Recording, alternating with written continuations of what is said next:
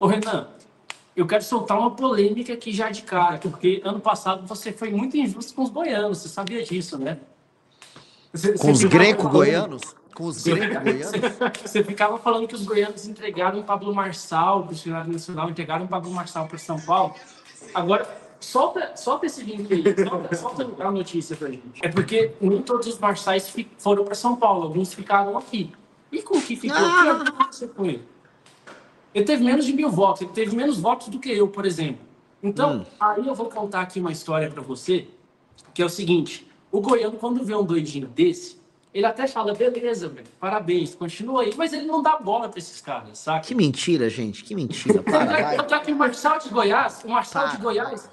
não prosperou. Quem fez o Marçal virar o Marçal que é foi São Paulo, foram os paulistas. Foram os paulistas. Então, eu só quero fazer justiça ao meu povo goiano de que essa bomba é de vocês, saca?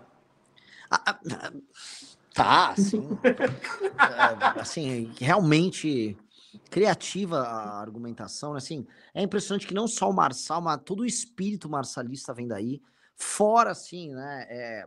Que nem falamos mais da entidade Pablo Marçal, mas sim do espírito greco-goiano, né? De uma linguagem sertaneja, que almeja ter uma casa quadrada, harmonização facial, aquele dente de mentex. Puta que pariu. Assim, e não é que. Como é que eu posso colocar? A gente pode explicar, né? É um discurso de prosperidade voltado a uma estética de prosperidade de um lugar distante das metrópoles mais litorâneas, que no caso seriam São Paulo e Rio, que tem um gosto mais, vamos dizer, afetado é, pelas influências norte-americanas e europeias. E aí, assim, é uma linguagem mais direta ao ponto, né? Alguns dirão mais brega, vamos falar aí da casa do Gustavo Lima, né? Aquela casa greco-goiana, Gustavo Lima. Mas a real, assim, é igualzinho ao Alphaville em São Paulo. Alphaville é Goiânia, entendeu? Alphaville aqui em São Paulo é Goiânia, e a Zona Leste de São Paulo é Goiânia, a Barra da Tijuca no Rio de Janeiro é Goiânia. Goiânia está presente em todos os lugares. E não é que é culpa de Goiânia, nem sequer que se originou em Goiânia. Na verdade, isso se originou, isso é brasileiro, especialmente do Centro-Sul, mas meio que assim, se for para João Pessoa, é Goiânia. O lance é que ficou a culpa em vocês. E esse é o negócio. Pois é, e vocês lançam a culpa na gente injustamente. Não tem Não, culpa não não, é mas injusto. Acho que é assim, injustamente. não é injusto porque assim, claramente não se originou aí, então eu posso colocar que não. Nesse sentido, eu entrego pra vocês, não é culpa, não foi criado aí. Só que o grande símbolo que fez todo mundo perceber, cara, existe um goianistão, foi o Marçal. E aí todo mundo. Entendeu? Então, vocês acabaram levando. Acho que o lance é o Pablo Marçal, a casa do Gustavo Lima. Tem uns outros vendedores de curso que também são oriundos daí, aí a galera do sertanejo universitário. Tudo meio que se Cara, mesclou. Vocês levaram a culpa. A real, assim, ficou pra vocês. Não tem muito como mas fugir. sabe o que é pior? É que Goiás, ele, até a década de 90, desde o ciclo do ouro até aqui, a gente vem tratando um paradoxo da decadência. Por quê? Tinha ouro aqui em Goiás, beleza, e depois que não teve ouro, Goiás ficou meio que abandonado. É aquilo que historiadores escreveram como a economia da abastança. Teve também os viajantes franceses vieram para cá e escreveram, tipo assim, acabaram com Goiás. Falaram, o concubinato reina lá, porque nem todo canto tinha igreja. Então as pessoas casavam informalmente, então eles falavam que era um concubinato. Acabaram com Goiás. Um lugar mal desenvolvido e tudo. E isso, até a década de 90, foi verdade. Na década de 90, eu acho que foi o grande turning point, quando a Embrapa trouxe uma nova variedade de soja e tal, e além de já ter resolvido a questão do solo, né, de armar uma forma de produzir no solo ácido, né, aqui do Cerrado, e ainda chegou essa nova variação genética da soja. Aí Goiás começou a bombar, começou a crescer. Só que eu acho que hoje Goiás Foi nos está anos 90. nos anos 90, isso. Só que eu acho que hoje Goiás está meio que entrando no paradoxo da estagnação. Saiu da decadência, passou por um período de crescimento, agora está na estagnação. Por quê? Se você for parar para olhar tudo aqui em Goiás, tá meio que decaindo. Se você tá meio que estagnado. O goiano ele olha para a questão da segurança pública, compara com o Rio de Janeiro e fica feliz. Ele olha para a questão econômica, compara com o semiárido do nordestino e fica feliz com isso. Então a gente fica assim meio que naquela estagnação. Não tem nem que um grande espírito de mudança e não tem nem que, tipo assim, um grande sonho, porque a gente fala, tá beleza, sabe? Porque a gente fica se comparando numa régua muito baixa, que é a régua brasileira. E você vê esses sinais em diversas coisas. Por exemplo, música. Você vê lá na década de 50, fizeram uma música que chamava Chico Mulato, que é basicamente um cara que toma um chifre e E ele entrou em Entendi. desgosto e morreu bebendo. Um cara tomou um chifre numa música goiana. É isso que Não, você e quer dizer. não é nem a música goiana, eu acho que é até paulista o autor, Eu mas sei, é cultura nossa. sim, É sim. esse pegado da paulistânia, sabe? E aí, o que a sociedade fez? Falou, não, isso não é postura de homem. Que homem que toma um chifre vai ficar bebendo até morrer? A postura verdadeira do homem é ir lá e matar o cara. O homem é a mulher que traiu. A postura pro cara que defende a própria honra, né? Aquela cultura de defesa da honra. E aí surgiu uma outra música que é Caboclo da Cereza, que todo mundo canta, mas ninguém percebe a música, em que basicamente o mesmo personagem, assim, com um lato, toma um chifre, vai lá e mata o cara. O cara é mulher. Sabe? Só que assim, você percebe o grau de complexidade nas narrativas e tal, até da cultura popular naquela época, que tinha ali um maior engajamento. Você pode pegar um exemplo mais esdrúxulo possível. Se você fosse pegar uma música mais pornográfica, você vai ter a música, sei lá, do Jimmy Jam, que ele vai falar a música da Ruela do Eno. O Eno, amigo dele, que colecionava ruelas prateadas. Dá pra fazer um negócio quinta série. Olha a história que o cara faz. Ele colecionava roelas prateadas. E tinha uma que ele gostava muito, sabe? Só que aí ele foi para um forró, tava dançando e ele perdeu a arruela. Aí o cara começa a cantar. Quem tá com a arruela doendo? Não adianta esconder ou guardar quem tá com a arruela doendo. E pro cara fazer uma piada quinta série, ele fazia todo um enredo. Tinha uma complexidade nisso. Não é como hoje, o cara simplesmente chega e fala: ah, deixei ela arrombada, sei lá, que é o que diria hoje na estética atual da música, sabe? Ok. Ok. Mas muito legal que vocês estão aí desenvolvendo uma trajetória histórica e um drama cultural aí de Goiás. Porque a real é o seguinte, vamos para além das minhas piadas. Óbvio que Goiás não é Pablo Marçal, e óbvio que essas piadas com goianistão são muito mais piada do que qualquer coisa. Vocês vivem num dos melhores estados do Brasil para se viver hoje. Eu até, só para contar para vocês, antes de eu ir fazer minha participação na PAN, eu fui assistir o Zema e o Caiado quando foram lá, né? E o argumento do Caiado é: o Brasil que todo mundo quer viver é Goiás. Ele diz, é um lugar com crescimento econômico, com educação boa e com boa segurança pública. Em grande medida, os números eles corroboram isso. Eu não sei como é que tá essa questão migratória em Goiás, porque eu já venho vendo muita gente falando, cara, vai mudar a dinâmica das cidades aqui. Muitas cidades, especialmente no interior, estão recebendo muita gente. Isso acaba acarretando problemas, é natural que isso aconteça. Mas, novamente, é muita grana que tá, assim, é muito dinheiro que circula aí. O agro desenvolvido, acho que o primeiro estado a sentir realmente, vamos dizer, o efeito positivo do desenvolvimento do agro, acho que foi aí, né? Aí, Sim, Mato sim. Grosso do Sul, assim, quando a gente fala em agro, a gente vai falar dessa trinca do Centro-Oeste, mas o primeiro de todos é Goiânia. Goiânia, não, desculpa, Goiás. Uma pergunta que fica é: qual é o próximo passo numa trajetória de desenvolvimento do Estado? Há discussões sobre, por exemplo, não ficar preso apenas num agro que exporta basicamente o produto cru. Há discussão sobre uma agroindústria. Qual é os políticos tratam disso, o empresariado trata disso? Como é que é a perspectiva sobre isso tudo? Cara, posso falar uma palhinha? Vai lá. Eu acho que antes do Noleto falar disso, ele tem mais experiência que eu. Acho que eu sou mais jovem aqui do núcleo, com 18 anos. Mas, assim, a coisa que é mais frustrante de Goiás é porque você vê exatamente essa situação de um agronegócio muito bem desenvolvido, você vê um grupo empresarial muito forte, você vê estudantes de exímia qualidade aqui sendo exportados para outros estados, você vê universidades de excelência, tanto Brasil afora, cheio de goianos. Você vê todo esse potencial de desenvolvimento aqui sendo jogado na mão de político de centrão. Então, assim, talvez daí para fora, no São Paulo, não seja tão ruim olhar para o Caiado, porque nosso estado está relativamente bem. Mas eu, como mais jovem aqui, eu sinto uma frustração muito grande de não ver o meu estado como uma grande potência. Porque, assim, um governo realmente imaginativo, um governo que realmente pense o estado de forma séria, conseguiria fazer o nosso estado ser um dos mais competitivos da nossa federação economicamente. Nós devíamos estar competindo com São Paulo. Porque no nosso estado tem profissionais, tem um desenvolvimento agrícola exímio, você tem uma classe empresarial muito forte, e é uma eterna frustração. Eu acho que o grande ponto é esse. Eu acho que existe uma questão de imaginário do goiano que não se permite sonhar, mas se a gente for pensar nesse ponto, eu acho que a grande questão é introduzir complexidade na nossa economia, porque basicamente a gente exporta commodity. Isso é muito bom, o Brasil já cresceu nas costas disso, mas e o segundo passo? E o jovem goianiense aqui, que quando sai do ensino médio, o que a gente vai oferecer para esse cara? A gente precisa adicionar complexidade a esses produtos. Você deu um exemplo muito bom sobre o Nordeste exportar frutas, né? Quando você vai lá no Japão, você encontra aqueles sucos de melão e tal. A gente não tem que pensar em exportar o melão para lá, a gente tem que exportar o suco, tem que exportar o doce, tem que Sorvete, é exportar o lógico. sorvete, tudo, sabe? E eu acho que isso permitiria, primeiro, se a gente tem uma agroindústria, permite a gente ter um colchão ali para formar maior capital técnico, né? Uma mão de obra mais qualificada tecnicamente para a própria indústria. Inicialmente começaria a trabalhar na agroindústria, mas depois disso, tendo esse capital técnico, tendo bons centros de excelência de formação de técnicos aqui, para a gente ter bastante capital humano, a gente pode ter indústria de verdade aqui em Goiás. Aquilo que é feito na Zona Franca de Manaus, por que não pode ser feito aqui? A Caoa era aí, não era? Da Sherry? Eu acho que era. A Caoa, acho que era na região de Anápolis, se não me engano. Isso, Não é mais. Vocês chegaram a ter um pouquinho de automobilística em Goiás, eu me lembro disso. Teve um pouquinho, e eu acho que tem mais, assim, que a gente consegue perceber, principalmente na região de Anápolis, é a indústria farmacêutica também.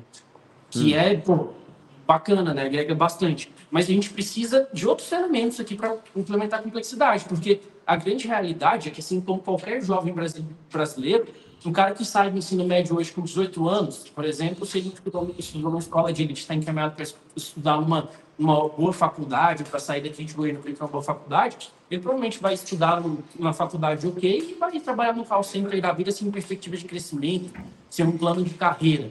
Então, agora, imagina, se a gente passa a entender que, por exemplo, a universidade não é para todo mundo, e eu estudo na UFG aqui, e ela é a prova viva de que a universidade não é para todo mundo. A maior parte das pessoas aqui, se tivesse um curso técnico e saíssem de lá para ganhar 3, 4, 5 mil reais, tendo um plano de carreira, tendo perspectiva de crescimento, eu acho que isso seria, tipo, muito foda, muito pica, e eu acho que seria o próximo passo para a gente começar a sonhar grande.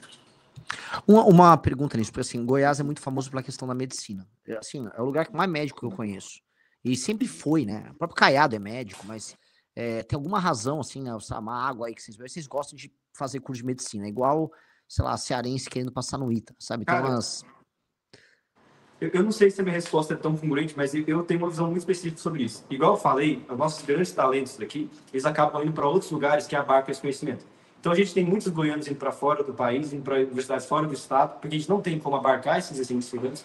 E eu acho que o fato de termos tantos servidores públicos em Goiás de qualidade, médica de qualidade, é um resultado direto disso, porque esses talentos não conseguiram achar um outro caminho a não ser esse. Então, assim, você vê pessoas que muitas vezes nem tinham o talento, nem tinham a vocação para ser médico, não tinham essa vontade, mas como elas estudaram em escolas de elite, tiveram formação excelente, foram excelentes estudantes, elas acabaram achando isso como a única forma de sucesso. Porque aqui no Brasil, infelizmente, a gente tem essa cultura merda de achar que você sendo um médico ou você sendo um concursado é a única forma de sucesso.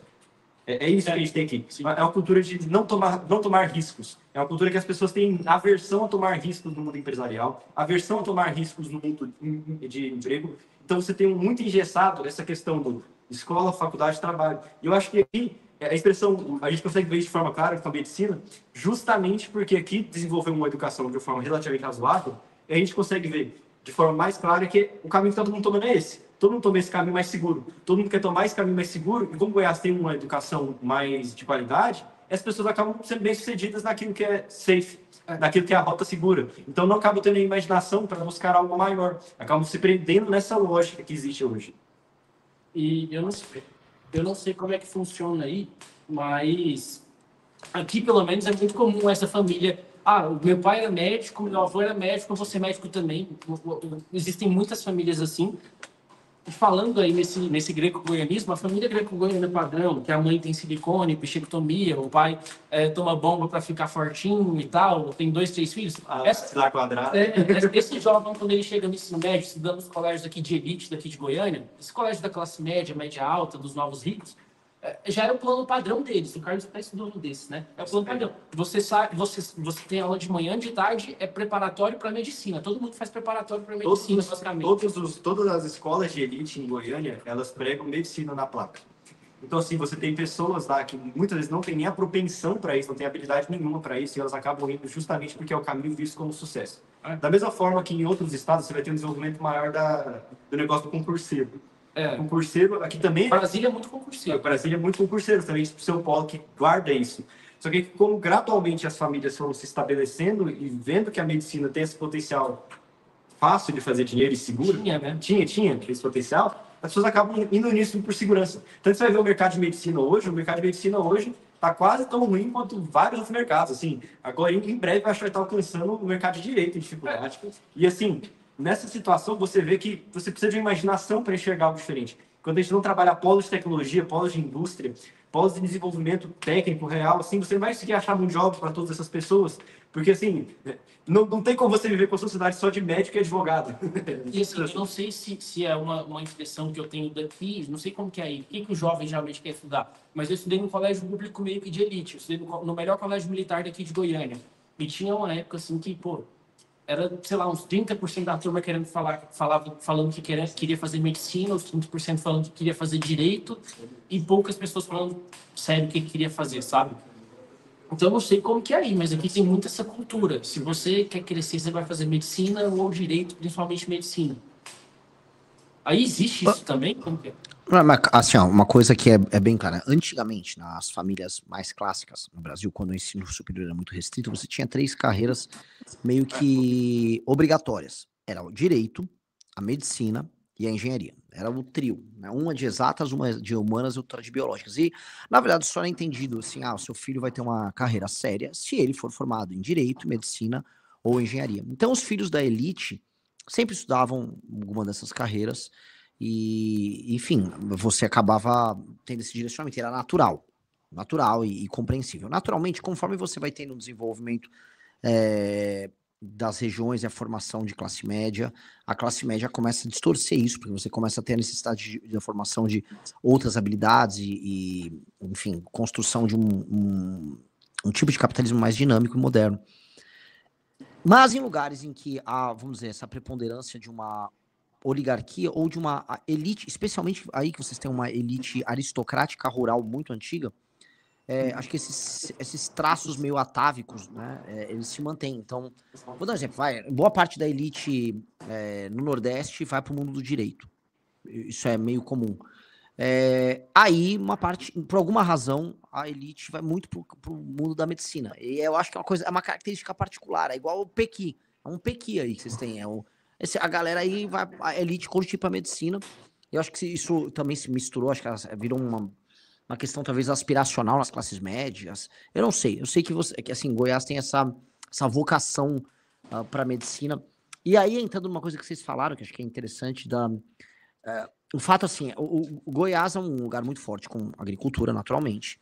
E era um lugar que, dado as condições pré-super desenvolvimento da agricultura, você tinha uma aristocracia rural old school.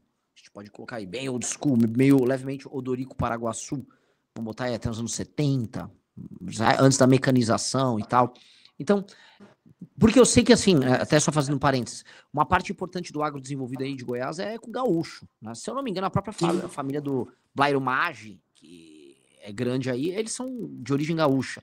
Então você tem muito gaúcho que veio nas frentes pioneiras e foram comprando terra quando estava barato nos anos 70, e aí eles foram se desenvolvendo. Mas, naturalmente, as próprias elites locais, que são elites fundiárias, elas se adaptaram a esse contexto. E aí o que você tem? Existiam as cidades, existia o estado, existia tudo aí antes do desenvolvimento econômico. Então, você já tinha a elite, volta a colocar, old school pré-estabelecida. Então, você tinha um dos afazeres centrais da elite, que é administrar as coisas, já estava dado. Você tinha essa vocação para a medicina. Você tinha essa elite que tinha essa característica fundiária, e uma parte importante dessa elite ela é renovada com a chegada dos novos barões do agro mecanizado, e uma parte dessa própria elite também se adapta à tecnologia. O que a gente está talvez discutindo aqui será que há alguma restrição por conta dessas ocupações de poder que já existiam, a ascensão de uma classe média que depois se torna elite também em outras áreas? E talvez você, por exemplo, você vai estar, que acontece em vários lugares muito oligárquicos, você vai instalar uma empresa, uma fábrica, você precisa do beneplácito de um coronel de uma cidade, de um oligarca de algum lugar. A gente sabe que a política em Goiás é muito corrupta. Muito corrupta. Mato Grosso também é corrupta demais. Então, talvez a gente pode estar vendo este problema, e esse seria talvez um ponto a se colocar. Vocês vivem um apogeu econômico aí. Claramente é um estado que ajuda a pagar as contas da nação, mas é um estado que exporta muito, que está vendo um surto de riqueza, mas que se não for aproveitado, vamos dizer, a criação da próxima etapa, uma hora pode ser que isso passe e a vida siga. Porque tem uma parada, por exemplo, São Paulo teve o tal do ciclo, eu odeio falar nesses ciclos econômicos, mas as pessoas estudam isso no colégio. São Paulo teve o ciclo do café, do ciclo do café você teve os imigrantes europeus, e ali você teve, vamos dizer, mão de obra, o conhecimento técnico, dinheiro, plum. Você teve um desenvolvimento industrial em São Paulo ímpar.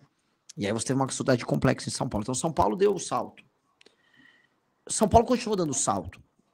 E não importa qual o próximo ciclo, São Paulo vai estar meio que, como ele congrega o capital humano, ele vai dar o próximo salto, não sabemos qual. Aí, o que não pode acontecer é, vamos dizer, esse surto de desenvolvimento ligado ao agro, e não foi feito, sabe, o passo adiante. Não tem ninguém vendo esse passo adiante, porque assim, uma das coisas que se pensa é o que se fazer com esse capital acumulado. Você tem grandes empresários, se eu não me engano, os irmãos Batista são daí, né, o pessoal da JBS, né? Então, assim, tem gente fazendo. Então, assim, Blairo Maggi e JBS. Vocês têm aí, cara, alguns dos empresários mais importantes e influentes do Brasil. Vocês têm acúmulo de capital aí. Qual o próximo passo?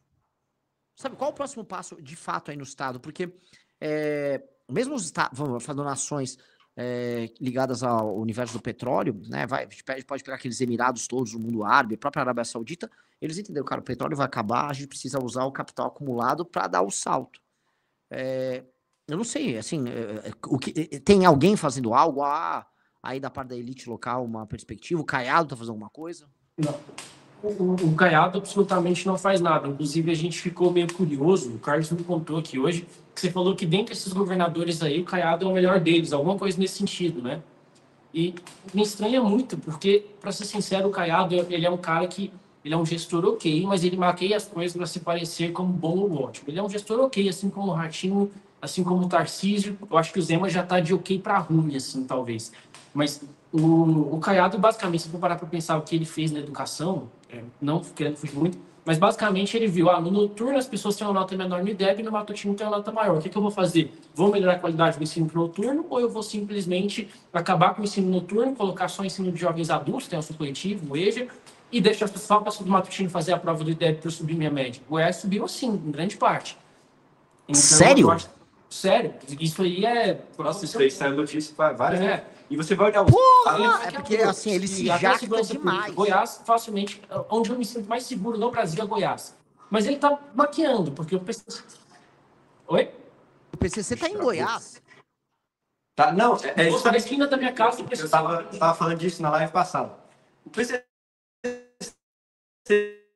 Goiás, que é a nossa cidade, eles estão basicamente safe houses aqui, ações que eles conseguem tocar. Então aqui, obviamente, não vai ter guerra territorial, eles não vão sair matando gente por aí, porque isso não vai pegar bem, porque a nossa polícia militar é extremamente organizada. Mas o que eles estão fazendo? Eles vão ali e colocam um pontozinho de venda de droga, eles vão ali e pegam aquele bairro ali, conversa com o líder local e faz uma parceriazinha para eles continuarem naquele espaço. Tanto que, eu não sei se você viu essa notícia, Renan, mas aqui em Goiânia, eles fizeram um carro de luxo, blindaram ele, prepararam um metralhador e fizeram um plano para fuzilar um promotor em São Paulo. Eles fizeram um carro Mad Max aqui em Goiânia para matar um promotor em São Paulo. Então, assim, o PCC e o Comando Vermelho estão em Goiânia e, assim, infelizmente, não tem como a gente fingir que isso não está acontecendo. No meu bairro, você vai andando assim perto de onde eu moro, é cheinho de pichação do Comando Vermelho. Não tão várias de pichação. Tem um vereador em Goiânia, eu falei isso no podcast, ficaram chocando. Ex-vereador, né? O ex-vereador de Goiânia, né? Que mora perto da minha casa, tem um envolvimento muito claro com facções criminosas. Você vai andando assim pela região, você vê esses símbolos de facções criminosas, você vê essa influência ali, e assim, não tem como a gente fingir que isso não está acontecendo aqui em Goiânia. Eles estão basicamente cooptando assim os espaços devagarzinho e esperando o governo vacilar. Porque a verdade é a seguinte, o Caiado, ele faz um trabalho de deixar a polícia militar goiana trabalhar. Porque a polícia militar goiana é uma polícia militar excepcional. Muito boa. Meu pai é policial militar, eu sei muito como funciona a questão lá, como funciona o treinamento. As coisas lá são muito sérias, os nossos profissionais aqui, policiais militares, são muito bem treinados. Eles, assim, sabem tratar bandido como um bandido deve ser tratado. Isso é a verdade. E o Caiado tem o grande mérito de deixar eles trabalhar. Voltou. Esse é o grande mérito de Ronaldo Caiado. Então, enquanto o Caiado fica nesse discurso como as pessoas não estão sendo assassinadas aqui, não estão sendo mortas aqui, o que acontece? Eles vão tomando espaço devagarzinho e fazendo verdadeiro safe house. Então, a gente não sabe a profundidade das operações que eles estão tendo aqui, porque a gente não tem esse serviço de inteligência. Se bem gente não tem. Então você tem ex-vereador que assim, tem movimentos muito claros aqui. Eu só não falo de forma contundente os nomes, porque assim, eu não tenho nem força para arcar com um processo contra esse cara. Mas assim, o crime organizado está se fortalecendo aqui. Se você for na rua aqui de baixo, do nosso escritório, tá cheio de pichação do Comando Vermelho ali. E assim, a gente está dando essa volta toda meio para responder que o que a gente vive aqui no Goiás, o bem-estar a curto prazo que a gente vive hoje, não se sustenta no longo prazo, e ninguém está fazendo nada para pensar no longo prazo. E já para entrar e responder sua pergunta, o Caiado, ele é esse maquiador, não está dando esse turning point, mas a gente vê algumas coisas frutíferas na iniciativa privada. Se a gente for olhar, por exemplo, na questão de mercado de capitais, a gente tem a UVP, por exemplo, a galera até comentou e mandaram um live pix aqui falando sobre a UVP. Faça o contato, tragam eles para o nosso ecossistema como apoiadores, não como candidatos. Eles basicamente hoje são mais relevantes e deram um pau na galera da Faria Lima, aí estando fora da Faria Lima, estando aqui em Goiânia. E a linha deles é realmente muito bacana. Eles têm aquela linha não é que nem que é uma corretora, é um negócio meio diferente. Eles têm uma linha de. E eles ganham quando você ganha, eles não ficam naquela linha de. Sabe aquele cara da XP que fica te ganhando para te indicar um produto bosta lá para você tomar o prejuízo e ele ganhar a comissão dele? Eles seguem uma linha meio diferente. Então, existem algumas coisas sendo feitas na iniciativa privada que colocam o Goiás numa posição de destaque ou num potencial destaque futuramente, mas ninguém do setor público faz isso. Goiás está completamente à deriva. Se a gente for olhar a nível municipal, eu cresci numa cidade limpa, assim, era uma coisa de dar orgulho. O bairro da minha avó lá que eu cresci, cada quadro tinha uma praça, e todas as praças tinham um jardim, tinha um parquinho, era tudo organizado, graminha podada. Hoje em dia só tem mato, sabe? Hoje em dia o mato tomou de conta. E então, e eu tô falando isso que é um negócio menos importante do que essa questão de dar o turning point e colocar a Goiânia no outro patamar, né? Fazer essa virada de chave, de usar esse capital do agro para industrializar o Estado, colocar o Estado no novo nível. Mas até nas coisas simples, Goiânia está à deriva, Goiás está à deriva. Nossa capital, que era bonita, que era limpa, hoje é suja, sabe? A gente não tem orgulho de muita coisa mais.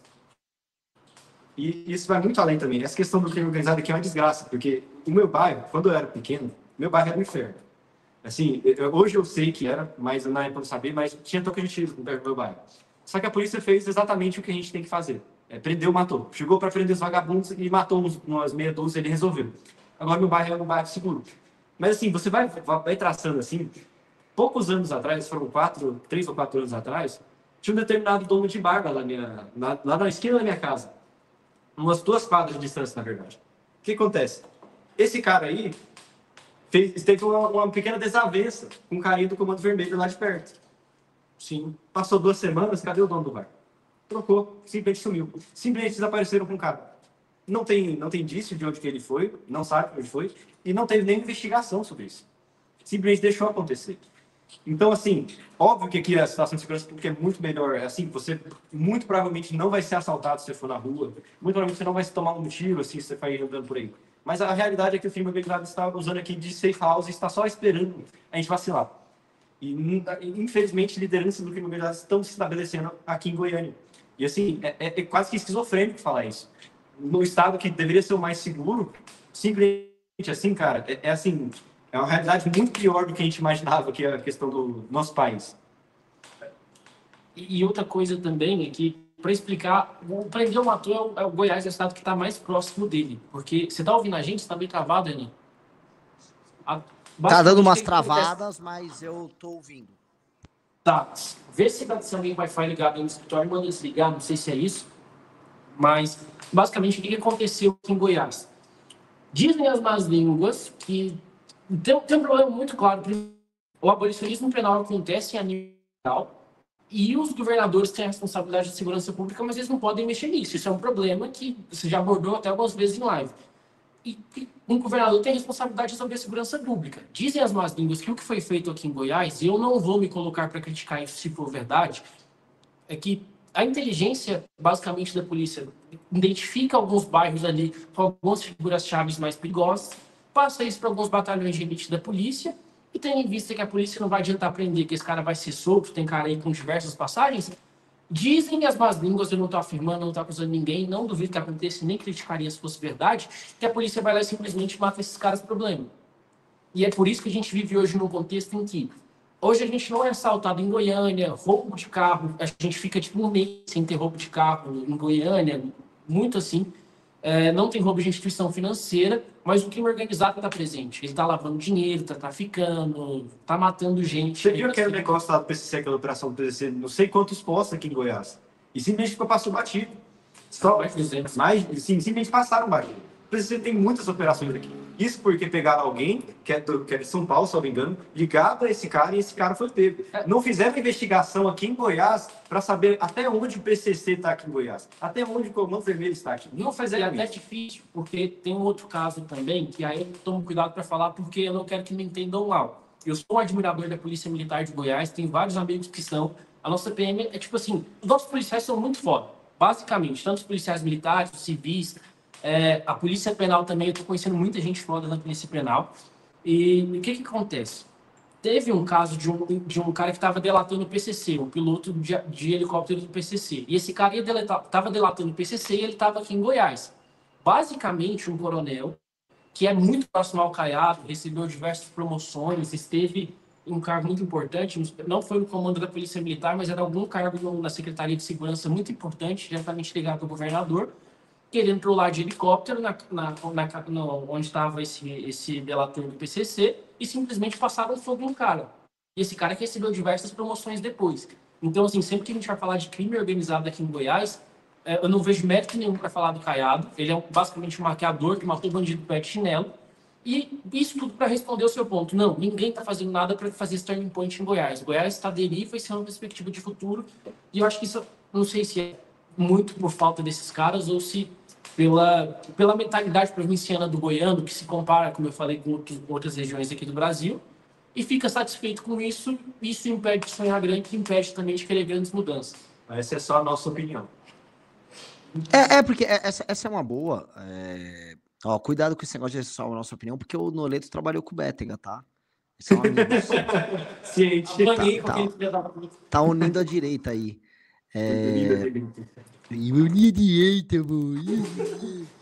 E o Capitão Bolsonaro é muito importante, né? Seguinte, é que assim, é triste se deixarem isso acontecer. Muito triste. Eu vou dar um exemplo de umas coisas. Por exemplo, boa parte daquilo que a gente está chamando hoje de carne artificial vai ter que utilizar como base, como matéria-prima, material vegetal para isso, como matéria-prima. E você pode ter aí, por exemplo, sabe, o desenvolvimento de tecnologias para você começar a ter esse tipo de carne que será preponderante no mundo daqui a algumas décadas. Não vai fazer sentido você criar um porco, uma galinha, um boi a vida inteira para depois matar ele. Você pode produzir as peças já naturalmente. E o mundo vai para essa linha e a gente verá isso acontecer isso no Brasil também. Agora, se a gente puder ter a tecnologia aqui, seria sensacional. Isso são alguns exemplos. Outra é basicamente desenvolvimento. A gente não precisa necessariamente depender do agro para você desenvolver uma indústria ou um setor de serviços pujante. Mas o fato é que precisa ser feito isso, porque, sabe, é aquela coisa, você tem um subdesenvolvimento, se você não consegue transformar isso num passo adiante, dá merda. A história brasileira é cheia de exemplos disso. O ciclo da borracha que a gente teve na região norte deu em nada. Hoje a região norte é um favelão. E a galera fica puta, mas é real. É um favelão. Vão permitir isso, sabe? Sempre tem que ter medo, porque a gente olha as coisas e parece que assim, o sucesso do agro é um fato dado e é uma constante histórica. Não é. Havia um Goiás pré-agro desenvolvido.